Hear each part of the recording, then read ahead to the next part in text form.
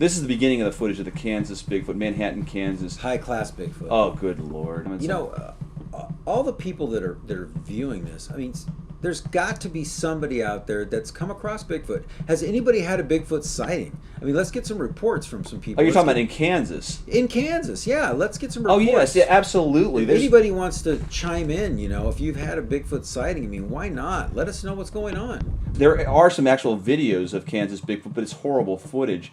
So there really been some sightings out there, quite a few of them, if somebody's got footage. Yeah, it's in the woods in Kansas, but there are not experienced trackers. And like we said, we don't have necessarily the best photographers. They don't have to be experienced to make a comment about their sighting.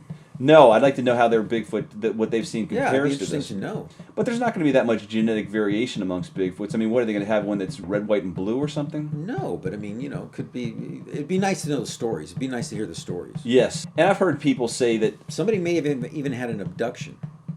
Now, I'd like to know about that. Especially if it's a female. Only if it's a female. Exactly. All right, and so Kansas has the woods, and Kansas is another area that I would assume the Bigfoot is really close to people as opposed to being out in the deep forest. They're a lot closer to civilization. From what I hear, they have woods and wilderness areas. So hidden in Kansas, then? They're apparently not. There are reports of them in Kansas. I just think there's not as many of them. That's the thing. Oh. Yeah, it's just like a smaller tribe of them. Okay. In Vancouver, there's a lot more. For all we know, they could be in every single state, you know, and maybe even Hawaii. So this bodes well for Kansas, because they must be a little bit savvier, a little smarter, a little bit careful about how they move around.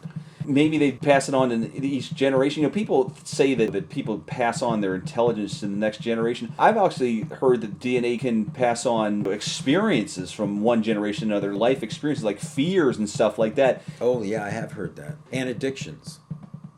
Like I said before a million times, there's so much the DNA that they're just finding out that is much more fascinating than... So this is pretty cutting edge. DNA explains any kind of behavior. Hinges on DNA. I wouldn't say people don't have their own free will. Clearly they do, but there's so much that's preordained and controlled by DNA and passed on from other generations. Even, like I say, even phobias and fears, they say, could be...